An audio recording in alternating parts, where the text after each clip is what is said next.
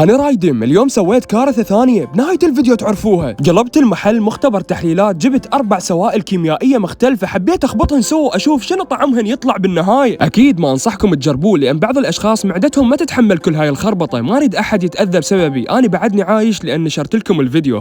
شفت هواية من متابعيني يحبون الراب، فقلت أوصف لكم طعم المشروب بأغنية. هذا حامض الستريك طعم الليمون، وهذا ثنائي أكسيد الكربون طعم العلج، أما هذا مي وسكر وغاز طعم البرتقال، بس والله طعمه طيب. والأخير اللي هو سترات الصوديوم مثل الصودة أو السفن. معقولة كل هاي المواد راح تدخل ببطني وما يصير بيها شيء؟ ضقت أول مرة، الطعم كان كلش غريب وأخذني الواهس وقمت أشربع.